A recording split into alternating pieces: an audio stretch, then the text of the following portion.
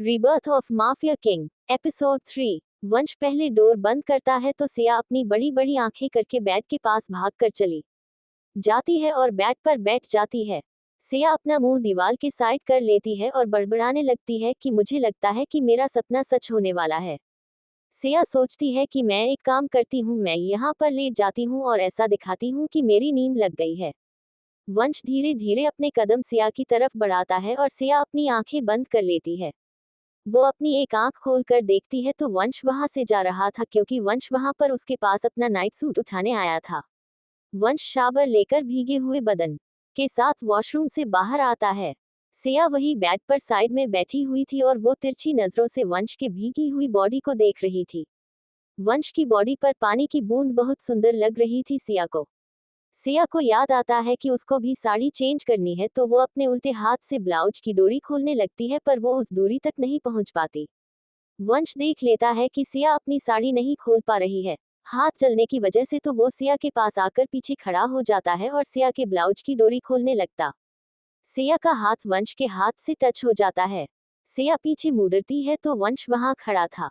वो अपनी भारी आवाज में सिया से, मैं तुम्हारी मदद कर देता हूँ। सिया अपनी मासूम सी शक्ल से वंश को देख रही थी, जैसे उसे वंश से कुछ कहना हो। वंश सिया की आंखें देखकर समझ जाता है और कहता है, बोलो क्या बोलना है। सिया हैरानी से वंश को देखती है और सोचती है कि ये खड़ूस मेरे मन की बात कैसे समझ जाता है। सिया वंश से, मुझे आपसे कुछ पूछना है। वंश सिया से, पूछो जो भी पूछना है। सिया डरी हुई आवाज में वंश से, ये सुहागरात क्या होती है। मैंने सुना है कि सुहागरात वाले दिन पूरी रात नहीं सोते हैं और कमरे से चीखने की आवाज भी आती है। वंश सिया के पूछे सुहागरात वाली बात सुनकर चुपचाप रहता है। वो एक ड्रॉर में से पट्टी निकालता है और सिया के हाथ पर कॉटन लगाकर उसके ऊपर पट्टी बांध देता है। सिया फिर से वंश से, एक बार बताए ना सुहागरात क्या होती है और क्या करते हैं उसमें। वंश सिया के हाथ में पट्टी बांधकर उसकी आंखों में आंखें डालता है और कान के पास जाकर कहता है, जस्ट वेट एंड वॉच। इतना कहकर वंश थोड़ा एग्रेसिव होकर सिया का हाथ पकड़ लेता है। सिया वंश की आंखों में देख रही थी। वंश सिया का पल्लू नीचे करता है, जिसकी वजह से उसे सिया का क्लीवेज दिख जाता है। फिर वंश अपना हाथ पीछे लेकर जाता है और सिया के ब्लाउज का हुक खोलने लगता है। सिया को कुछ समझ नहीं आ रहा था कि वंश एग्रेसिव क्यों हो रहे हैं। सिया, मैंने आपसे मेरे कपड़े निकालने के लिए नहीं कहा। मैंने आपसे पूछा कि सुहागरात क्या होती है। वंश शुश। वंश अपना हाथ सिया के पूरे बदन पर फेर रहा था और सिया को फील कर रहा था। अब वंश ने सिया के एक एक करके सारे कपड़े निकाल लिए थे। सिया के लिए ये सब कुछ एकदम नया था, इस वजह से सिया अपनी आंखें बंद कर लेती है और वंश के सीने से जाकर चिपक जाती है। वंश दोनों हाथों से सिया का चेहरा पकड़ता है और उसे देखता रहता है। वंश सिया के कान में धीरे से, थोड़ा सा दर्द होगा पर तुम घबराना मत। वंश सिया को बैट पर धक्का दे देता है तो उसकी नजर सिया के चांदी जैसे बदन पर पड़ती है, तो वो अपने आप को काबू नहीं कर पाता। वंश अपना हाथ सिया के ब्रेस्ट के अंदर डालता है और उसके निप्पल को हाथ से सहलाने लगता। डांस अब सिया की ब्रा उतार देता है, अनखिया के ब्रेस्ट पर चाटता है और धीरे धीरे उसके निप्पल चूसने लगता है। वंश सिया के निप्पल को काटता है। सिया जोर से चिक देती है। उससे ये दर्द सहन नहीं हो रहा था। वंश रूम की लाइट बंद कर देता है और आगे वही होता है जो एक कपल के बीच में होता है।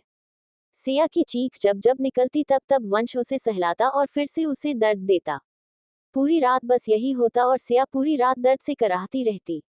सिया और वंश के मिलन के बाद वाली सुबह सुबह के 5 बजे बज जाते हैं। सिया और वंश के कपड़े पूरे कमरे में पड़े हुए थे। वंश बिस्तर पर लेटा हुआ था और सिया उसके ऊपर। वंश होता है और सिया को मासूमियत के साथ सोते हुए देख रहा था। वो उसे सोते हुए निहार रहा था और कल रात की बातें याद कर रहा था। वंश सिया के माथे पर किस करता है। वंश की नजर उनके बैग की बेडशीट पर जाती है जिस पर खून लगा हुआ था। वंश सिया को उठाकर काउच पर सुला देता है और बेडशीट चेंज कर देता है।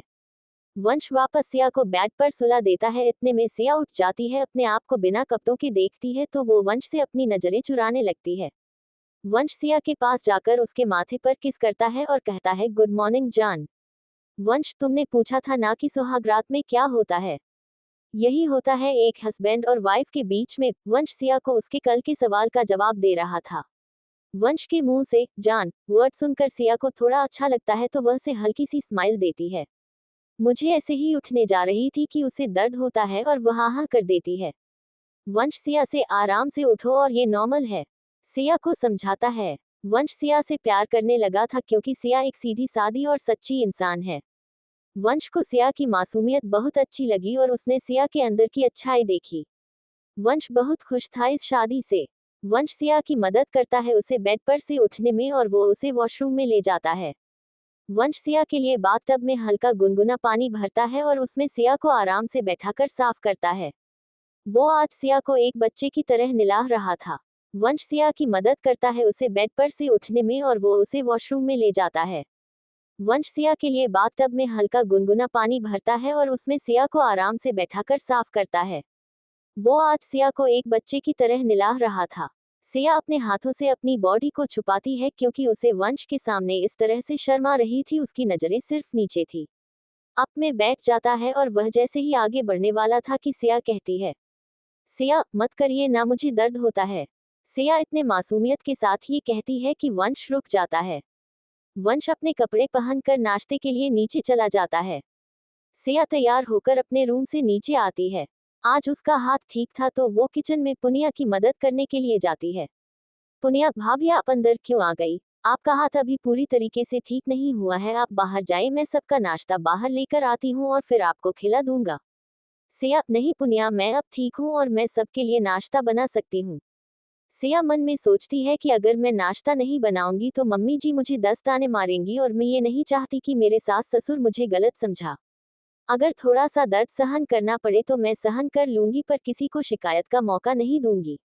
सिया सबके लिए नाश्ता बनाकर जैसे ही डाइनिंग टेबल पर आती है तो उसे डाइनिंग टेबल पर वीर बैठा हुआ दिखता है, जिसे देखकर सिया के हाथ से नाश्ता गिर जाता है। सिया के हाथ से नाश्ता गिरता है कि रमा सिया को मारने के लिए खड़ी होती है तो वंश रमा का हाथ पकड़ लेता है। वंश, ये क्या कर रहे हो माँ? मैंने उस दिन भी बताया था कि सिया वंश देव ठाकुर की पत्नी है और आप उस पर ऐसे हाथ नहीं उठा सकती। रमा सिया को देखकर मन में ही सिया को भला बुरा कहती है। वंश, क्या हुआ सिया, ये नाश्ता तुम्हारे हाथों कैसे गिर गया? सिया की आंखों में आंसू थे और वो वीर की तरफ ही देख रही थी। सिया अपनी डरी हुई और सहमी हुई, वंश जी वो ये वंश, क्या हुआ सिया, बोलो, तुम वीर की तरफ उंगली क्यों दिखा रही हो? वीर अपनी कुर्सी से खड़ा होकर कहता है, ये क्या कर रही है? वंश, समझा अपनी पत्नी को, मैं उसका जेठ हूं और वो मुझे उंगली दिखा रही है। वीर सिया को चुप रहने के लिए इशारा कर रहा था। सिया वीर का इशारा देखकर चुप हो जाती है और वंश से कहती है कि कुछ नहीं, वो नाश्ता बहुत गर्म था और मेरे हाथ पर लग गया था, इस वजह से मेरे हाथ से नाश्ता गिर गया। ना देखती है कि सारे लोग नाश्ते की टेबल पर बैठे हुए हैं। सिया, माँ जी मुझे माफ कर दीजिए, मेरी वजह से अन्य का अपमान हुआ है। वंश सिया की आंखें देख रहा था। वंश, तुम्हें किसी से माफी मांगने की जरूरत नहीं है। नाश्ता गलती से गिरा है, तुमने जानबूझकर नहीं गिराया है। सारे लोग बैठकर नाश्ता कर रहे थे पर वंश सिया को देख रहा था कि सिया वंश से नजरें चुरा रही है। नाश्ता कर लेने के बाद वीर वंश से कहता है कि चलो, मुझे तुमसे कुछ अर्जेंट बात करनी है। ठाकुरों के रोहतक शहर में बड़े बड़े होटल्स चलते हैं और वो लोग उन होटल्स में गैरकानूनी काम भी करते थे। संग्राम और वंश एक गाड़ी में बैठकर निकल जाते हैं। वीर उनसे कहता है कि मैं पीछे से आता हूँ, आप लोग चलिए। रामा मंदिर चली जाती है और पुनिया अपने काम में लग जाती है। सिया डाइनिंग टेबल साफ कर रही थी कि तभी पीछे से एक हाथ आकर सिया की कमर पर लगता है तो वो सोचती है कि ये वंश है। सिया, वंश जी क्या कर रहे हैं आप? कोई आ जाएगा तो क्या सोचेगा? सिया जैसे ही पीछे मुड़ती है तो वो वंश नहीं वीर था। सिया वीर को देखकर पीछे हो जाती है। वीर, कैसी हो नई बहू?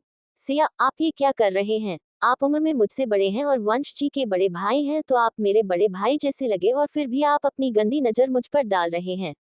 मैं ये सब वंश जी को बता दूंगी।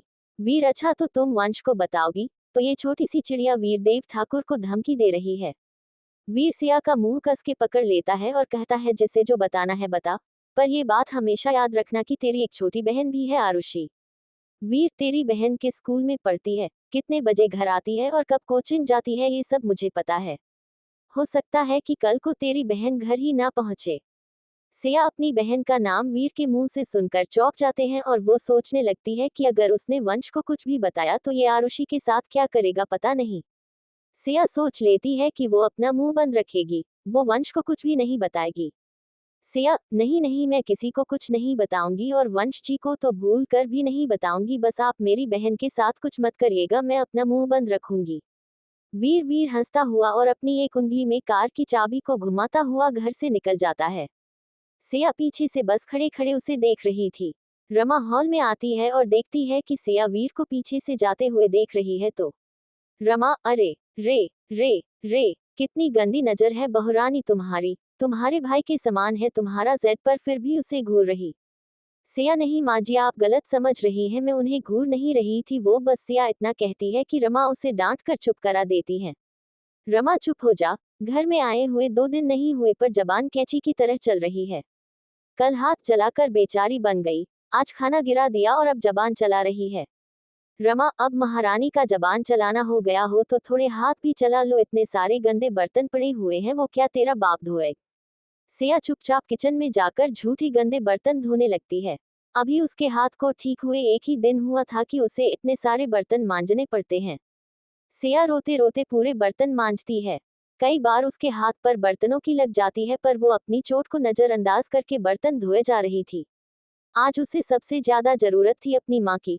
उसकी माँ तो उसे बचपन में ही छोड़कर चली गई थी, पर सिया ने सोचा था कि शादी के बाद शायद उसे माँ मिलेगी, पर ऐसा कुछ नहीं हुआ।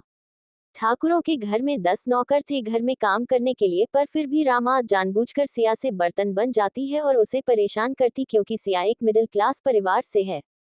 रात के 11 बजे सिया वंश का इंतजार करते करते बिस्तर पर लेट जाते हैं और उसकी कब आंख लग जाती है उसे पता ही नहीं चलता। थोड़ी देर के बाद सिया को एहसास होता है जैसे कि कोई उसके बदन पर हाथ फेर रहा है। सिया को गरम गरम एहसास हो रहा था। सिया अपनी आंखें खोल लेती है तो उसे उसके बाजू में लेटा हुआ वीर दिखता है। सिया उठ के बेड से दूर चली जाती है और कहती है कि आप यहाँ क्या कर रहे हैं। सिया, वंश वंश चिल्लाने लगती है। वीर सिया के करीब चले जा रहा था और सिया पीछे होती जा रही थी। सिया वंश का इंतजार करते करते बिस्तर पर लेट जाती है और उसकी कब आंख लग जाती है उसे पता ही नहीं चलता। थोड़ी देर के बाद सिया को एहसास होता है जैसे कि कोई उसके बदन पर हाथ फेर रहा है। सिया को गरम गरम एहसास हो रहा था। सिया अपनी आंखें खोल लेती है तो उसे उसके बाजू में लेटा हुआ वीर दिखता है। सिया उठ के बेड से दूर चली जाती है और कहती है कि आप यहाँ क्या कर रहे हैं। सिया इधर उधर वंश को देखने लगती है। सिया, वंश जी, वंश जी, वीर जितना चिल्लाना है चिल्ला लो, पर यहाँ पर कोई नहीं आएगा। और तुम्हारा पति वंश, वो तो अभी ऑफिस के काम से बिजी है, पता नहीं और कितना टाइम लग जाएगा उसे। जब तक वंश नहीं आ जाता तब तक तुम मेरे साथ मजे कर सकती हो। वीर सिया के पास जाता है और सिया का हाथ पकड़ लेता है। सिया, छोड़िए मुझे, मुझे दर्द हो रहा है, छोड़िए। वीर जोर जोर से हंसता, अरे मेरी बेबी डॉल, तुम क्यों इतना कष्ट ले रही हो। तुम जितना मुझसे दूर भागोगे मैं उतना ही और तुम्हारे करीब आऊंगा। अब मैं क्या करूं, तुम इतनी सुंदर हो कि मेरी नजर सिर्फ तुम पर ही रहती है, इसमें मेरी क्या गलती है बेबी डॉल। वीर, मुझे तुम जैसी सुंदर लड़कियों का बदन देखने में और खाने में बहुत मजा आता है। बस एक बार मेरे पास आओ, उसके आगे का काम मैं कर लूंगा। बस तुम अपने आप को मेरे हवाले कर दो, उसके बाद तुम मुझसे दूर नहीं रह पाओगे। सिया जोर जोर से रोती और चिल्लाने लगती है, उसकी चीख उसके कमरे से बाहर पहुंच जाती है तो रमा की नींद खुल जाती है। वीर सिया की साड़ी पकड़कर खींचने लगता है कि सिया के रूम का डोर खटखटाता है। बाहर से आवाज आती है। सिया, क्या हुआ, क्यों चीख रही हो, गेट खोलो, मैं हूँ। ये आवाज सिया की सास रमा की थी। अंदर से कोई दूर नहीं खोलता तो रमा फिर से गेट खटखटाती है और सिया से कहती है कि गेट खोलो। वीर को उसकी माँ की आवाज आती है तो वह ना चाहते हुए भी सिया और वंश के कमरे का डोर खोलता है। रमा, वीर तू यहाँ वंश के कमरे में क्या कर रहा है। रमा वीर के पीछे खड़ी सिया को देखती है, वो देखती है कि सिया रो रही है और उसका पल्लू गिरा हुआ है। रमा समझ जाती है और वीर का हाथ पकड़कर उसे नीचे लेकर जाती है। सिया रोते रोते अपने कमरे का गेट बंद करती है और कोने में जाकर बैठ जाती है। रामा, क्या कर रहा है वीर, वंश को पता चलेगा तो वह तुझे मार डालेगा, पता है ना तुझे ये बात। वीर, वह मेरा छोटा भाई है और मैं बड़ा, अगर वह मुझे मारेगा तो मैं भी अपने हाथ बांध कर नहीं खड़ा रहूंगा माँ। रमा, तू फिर से वही गलती कर रहा है वीर, पहले भी तूने एक लड़की के साथ जबरदस्ती करने की कोशिश की थी, याद है ना कि वंश ने तुझे कितना मारा था, और ये तो उसकी बीवी है, पता नहीं वो तेरा क्या हाल करेगा जब उसे पता चलेगा कि तू सिया के साथ जबरदस्ती करने की कोशिश कर रहा था। रमा, चुपचाप अपने कमरे में जाओ और राज के बाद सिया को आंख उठाकर भी मत देखना। मैं ये बात संभाल लूंगी, सिया को समझा दूंगी कि वो वंश को कुछ ना बताएं। वीर चुपचाप अकड़ के साथ अपने कमरे में चला जाता है और रमा सीओ को समझाने के लिए उसके कमरे में चली जाती है। रमैया के कमरे के अंदर जाती है। रमा, देखो बहू रानी, वीर ने जो भी तुम्हारे साथ किया वह तुम किसी को मत बताना, जवान खून है तो हो जाती है गलती, और तुम भी तो इतना इतना कर चलती हो उसके सामने, ऐसी पतली पतली साड़ी पहनती हो, बड़े बड़े गले के ब्लाउज पहनती हो, तो किसी भी मर्द की नजर तो जाएगी ना उस औरत पर। सिया, मम्मी जी यह क्या कह रही हैं आप? वीर मेरे बड़े भाई जैसे हैं, क्या उन्हें ये सब काम शोभा देता है? और मैं कब तक चुप रहूं? और क्यों चुप रहूं? जब मेरी कोई गलती ही नहीं है तो मैं वंश जी को सब कुछ बताऊंगी। रमा सिया के बाल खींचती है। तू बताएगी वंश को? याद रखना सिया, अगर तूने वंश को कुछ भी बताया तो मैं तेरे हाथ पैर कटवा कर फिकवा दूंगी, कहीं फिर ना तू रहेगी और ना तेरी ये पट जवान। रमा, और वैसे भी वंश कोई तेरा चौकीदार नहीं है जो 24 घंटे तुझ पर नजर रखेगा, वह जैसे ही घर से बाहर जाएगा तो तेरा क्या हाल होगा ये तू सोच। अगर अपनी जिंदगी प्यारी है तो चुपचाप मुंह बंद करके रहें। रामा सिया के बाल छोड़ती है और गुस्से में तम आती हुई उसके कमरे से चली जाती है। सिया को समझ नहीं आता कि उसकी जिंदगी में इतने सारे प्रॉब्लम्स क्यों आ रही। सिया के कमरे में छोटे से लड्डू गोपाल रखे थे उसने। वो लड्डू गोपाल को अपने हाथ में लेती है। क्यों भगवान, क्यों मेरे साथ ही बार बार ऐसा होता है? क्या मैं इतनी बुरी इंसान हूँ कि मैं खुशियाँ डिजर्व ही नहीं करती? पहले तो मेरी पढ़ाई छुड़वा कर यह शादी करवा दी, मेरा सपना सब कुछ खत्म हो गया। मैं इसमें भी एडजस्ट कर लेकर रही थी, पर ये सब मुझे बहुत गंदा लगता है।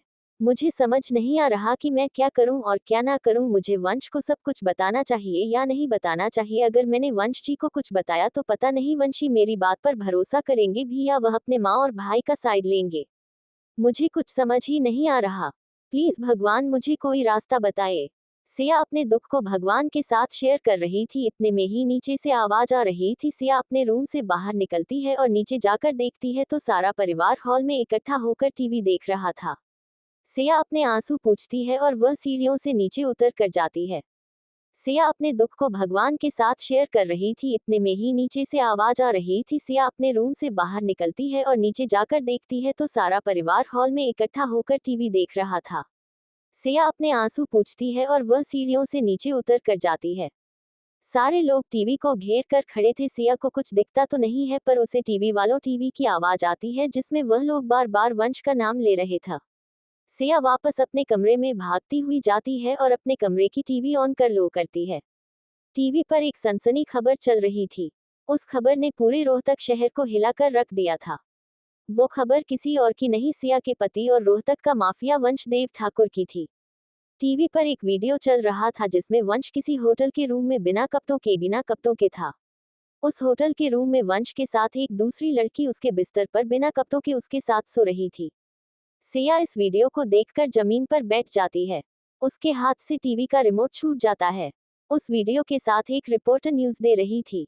आज की ताजा खबर, रोहतक का माफिया वंशदेव ठाकुर होटल के रूम में किसी और लड़की के साथ पकड़ा गया। वंशदेव ठाकुर की शादी अभी अभी इसी हफ्ते में हुई, पर फिर भी वंश किसी और लड़की के साथ होटल रूम में गुलछर्रे उड़ाते हुए पाया। उस होटल रूम में माफिया डॉन वंश के साथ मिला 10 करोड़ का ड्रग्स। अब क्या एक्शन लेगी पुलिस इस माफिया डॉन वंशदेव ठाकुर के खिलाफ? आज के लिए बस इतना ही। जुड़े रहिए ताज़ा खबरों के साथ और पाए ताज़ा खबरें। इतना कहकर वो रिपोर्टर वहां से चली जाती है, पर वो वंश और उस लड़की का इतना गंदा वीडियो बार बार उसी टीवी चैनल पर दिखा रही थी जिसे देखकर सिया के सारे अरमान, सारे सपने, सब कुछ टूट गया। टेबल पर रखा हुआ वास सिया ने उठाया और उस टीवी में दे मारा। उस वास को मारते इतनी जोर से आवाज आती है कि सारे लोग सिया के कमरे में आ जाते हैं। सिया उन्हें देखकर रोने लगती है। वो अपनी सास के गले से जाकर लग जाती है। सिया, देखा माँ जी, आपने देखा क्या किया ये वंश जी ने मेरे साथ? किस बात की सजा दे रहे हैं वो मुझे? रमा, इतना नौटंकी करने की जरूरत नहीं है बहुरनी, और इसमें कौन सी बड़ी बात है? ठीक है, जवान खून है, हो जाती है गलती। अब इतने आंसू बहाकर घर में कलेश मत फैलाओ। चुपचाप अपने आंसू पूछो। वंश आता ही होगा और अपनी ये रोतलूसी शक्ल को जरा अच्छा बना लो। रमा, मेरे बेटे को खुश रखा करो। अगर आज तुम उसे खुश रखती तो वो यूं बाहर ना जाता। इतना कहकर रमा और सारा परिवार उसके कमरे से चला जाता है।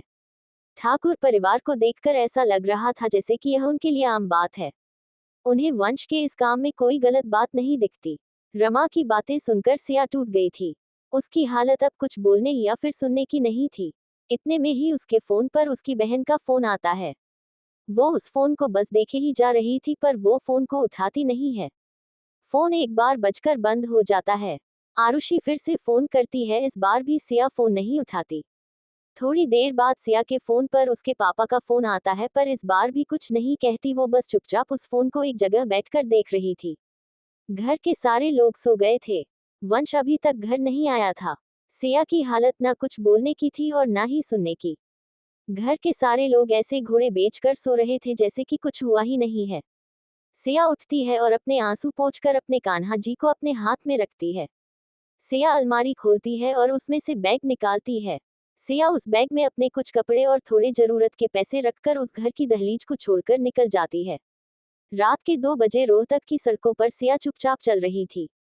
उसे इतना भी होश नहीं था कि ये समय घर से बाहर निकलने का नहीं है। सिया अपना फोन घर पर ही भूल आई थी। वो बस जहां तक सड़क दिख रही थी वो चलती जा रही थी। उसको नहीं पता था कि वो अब कहाँ जाएगी और क्या करेगी। सिया ने वंश का वो वीडियो देखा और वो उसी समय उस घर को छोड़ आए और शायद अब सिया वंश की जिंदगी में कभी वापस भी ना आए। दूसरे दिन सुबह 6:30 बजे सुबह हो जाती है। पूरे रोहतक में वंश के इस वीडियो के बारे में बात घूम रही थी। रातों रात वंश और उस लड़की के होटल के कमरे वाला वीडियो वायरल हो चुका था।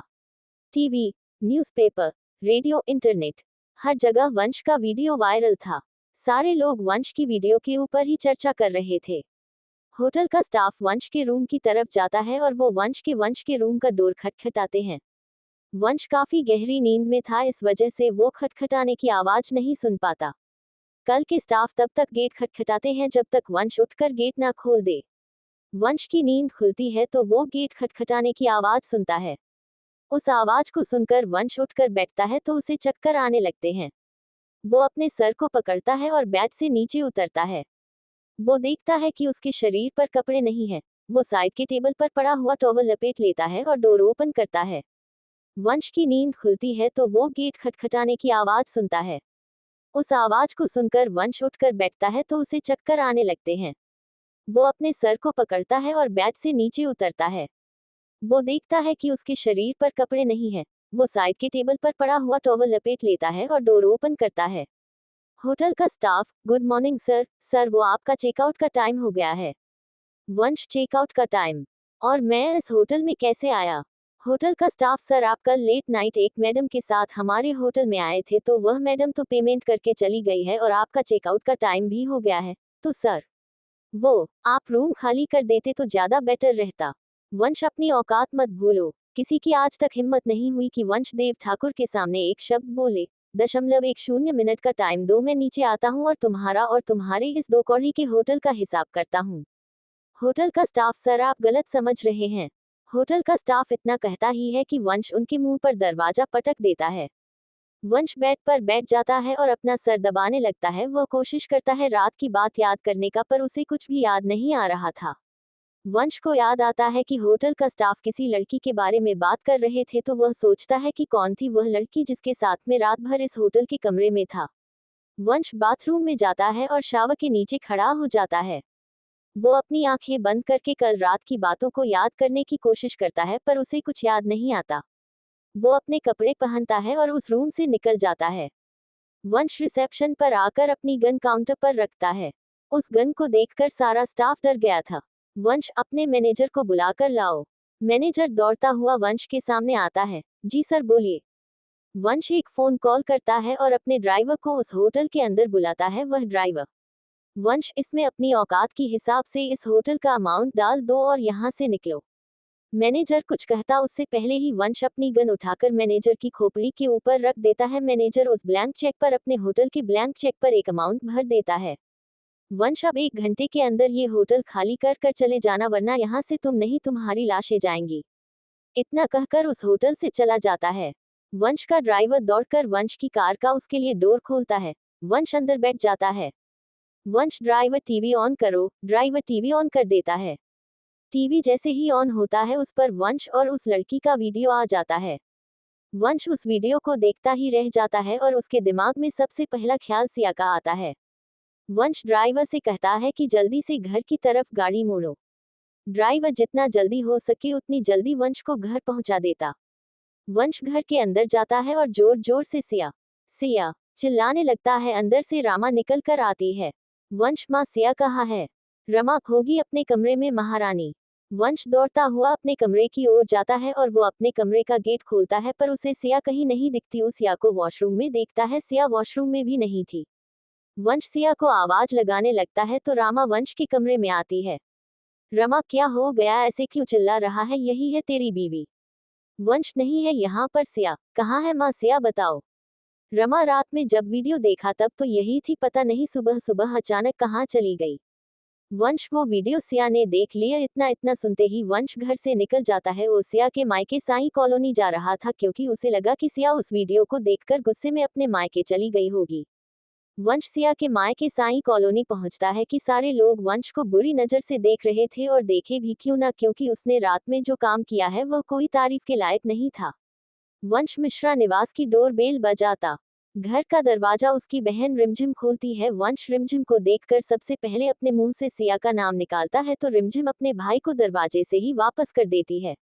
रिमझिम, अच्छा नहीं किया भाई तूने। सिया सच में बहुत अच्छी लड़की है और तूने उसके साथ ही किया। मुझे शर्म आती है तुझे अपना भाई बोलने में। वंश, ऐसा मत बोल रिमझिम, मैं सब कुछ समझा लूंगा तुम्हें, बस पहले ये बता दूं कि सिया कहाँ है। रिमझिम, सिया यहाँ नहीं है, और भाई तू यहाँ से चला जा। रिमझिम इतना कहकर अपने भाई के मुंह पर दरवाजा बंद कर देती है। वंश पागलों की तरह सिया को पूरे रोहतक शहर में ढूंढता है। उसने अब अपने कई आदमी भी लगा दिए थे सिया को ढूंढने के लिए, पर सिया कहीं नहीं मिलती। वंश सिया को ढूंढने के चक्कर में वह होटल वाली बात भूल गया था और उसका ध्यान उस लड़की से भी हट गया था। 1 महीने बाद दिल्ली शहर। कहते हैं दिल्ली शहर दिलवालों का शहर होता है, और इसी दिल्ली शहर में पहुंच गई है हमारी सीधी सादी सी सिया। चलो जानते हैं कि कैसे पहुंच गई सिया दिल्ली शहर और कैसे रहती है वो इस चकाचौंध से दिल्ली शहर में। चलते हैं फ्लैशबैक में। रात के 2 बजे रोहतक की सड़कों पर सिया चुपचाप चल रही थी। उसे इतना भी होश नहीं था कि ये समय घर से बाहर निकलने का नहीं है। सिया चुपचाप सड़क पर चल रही थी। आगे से एक गाड़ी आती है और वो गाड़ी सिया को टक्कर मार देती है। उस गाड़ी में से 4 दोस्त बाहर निकलते हैं, जो सिया को वहां गिरी हुई देखकर पैनिक करने लगते हैं। उनमें से एक लड़की जिसका नाम सोफिया रहता है। सोफिया, ओ गॉड, इस लड़की को टू बहुत लग गई है। गाइस लेट्स गो, हमें इस लड़की को जल्दी से किसी पास के हॉस्पिटल में ले जाना चाहिए। सोफिया और उसके दोस्त सिया को उठाकर पास के ही सिटी हॉस्पिटल में ले जाते हैं। सिया को सर पर चोट आई थी और पहले से ही वह बहुत गम में थी, इस वजह से उसे होश में आने में काफी टाइम लग जाता है। सिया को जैसे ही होश आता है तो डॉक्टर सोफिया को जाकर इन्फॉर्म करती है। सोफिया और उसके दोस्त सिया के पास आते हैं। सोफिया, आप ठीक हैं? सिया अपनी गर्दन हमें हिलाती है। सोफिया, वैसे आप इतनी रात में उस सुनसान सड़क पर कर क्या रही थी? सिया कुछ नहीं कहती, बस सोफिया और उसके दोस्तों को देख रही थी। ओह सॉरी, मैं भी ना कितनी पागल हूँ, आपको अभी अभी होश आया है और आपसे इतने सारे सवाल कर रही हूँ। You just take your time. आप आराम करिए, हम सब बाहर ही बैठे हैं, अगर आपको कोई भी प्रॉब्लम हो तो हमें आवाज दे देना। डॉक्टर सिया को अपने केबिन में बुलाते हैं। डॉक्टर सोफिया, आप इनकी क्या लगती हैं?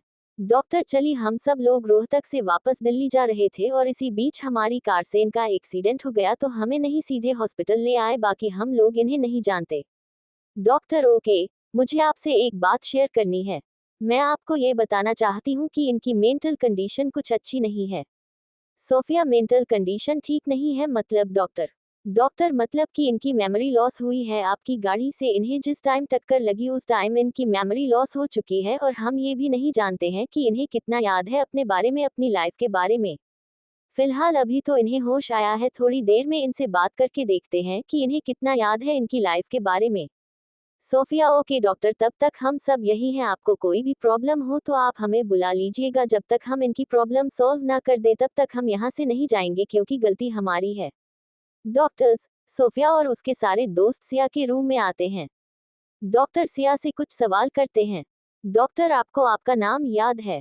सिया, मुझे कुछ याद नहीं आ रहा है डॉक्टर, ऐसा लग रहा है जैसे मेरे दिमाग में सब कुछ खत्म हो गया हूँ, और मैं यहाँ कैसे आई मुझे ये भी याद नहीं आ रहा। सिया को इतना परेशान देखकर सोफिया कहती है कि कोई बात नहीं, अभी आपको याद नहीं है, पर कुछ टाइम के बाद आपको याद आ जाएगा, पर आप अभी परेशान मत होइए, और मैं हूं ना। मैं आपकी दोस्त सोफिया, और ये मेरे बाजू में कनिका, अतुल और यशवी, हम सब आपके दोस्त हैं। सोफिया, सिया के बैग में उसकी आईडी प्रूफ तुमने लगती है और उससे उसमें सिया और वंश की शादी की फोटो मिलती, वो समझ जाती है कि ये रोहतक के माफिया की पत्नी है। सोफिया, आपको आपका नाम याद नहीं है, पर आप रोहतक के मशहूर फसमैन वंश देव ठाकुर की पत्नी है। चलिए हम आपको आपके घर छोड़ आते हैं। सोफिया कोई और नहीं बल्कि संग्राम देव ठाकुर की नाजायज औलाद। संग्राम देव ठाकुर की दो पत्नियां हैं, रमा ठाकुर और सुशीला ठाकुर। सुशीला से ठाकुर साहब की मुलाकात दिल्ली के एक मॉल में हुई थी, जहां पर दोनों की नजरें मिली और दोनों ने एक दूसरे से शादी कर ली। ये बात उस टाइम की है जब वंश छोटा था। ये बात किसी को नहीं पता था कि ठाकुर साहब ने एक और शादी की। ये बात राज थी और जो आज खुद चलकर ठाकुर परिवार के घर में आ रहा है, सोफिया बनकर। सिया को घर आते आते सुबह हो जाती है। सोफिया और उसके दोस्त सिया को जब उसके घर छोड़ने आते हैं तो वो देखते हैं कि ठाकुरों की कोठी का गेट खुला हुआ है और कोई देख भी नहीं रहा। सोफिया, उसके दोस्त और सिया सारे लोग घर के अंदर जाते हैं। वो जैसे ही घर के अंदर पहुंचते हैं तो नहीं, हॉल में करीब 15 लाशें पड़ी हुई मिलती है। वो लाशें किसी और की नहीं बल्कि पूरे ठाकुर परिवार की है और उन्हें मारने वाला कोई और नहीं, उनका बेटा वंशदेव ठाकुर है। सिया जैसे ही उन सबको देखती है तो उसकी यादाश्त वापस आ जाती है और वह इतनी सारी लाशों को देखकर सिया चीख देती है। सिया की चीख सुन के वंश ऊपर से दौड़ता हुआ आता है। उसके हाथ में बंदूक थी और वो बंदूक और उसके हाथ खून से सने हुए थे, जिससे देखकर साफ साफ दिख रहा था कि इन सब का खून वंश ने किया है। Thank you for listening. Like और कमेंट करना ना भूलें और मोर स्टोरीज के लिए सब्सक्राइब करें। मिलते हैं नेक्स्ट वीडियो में।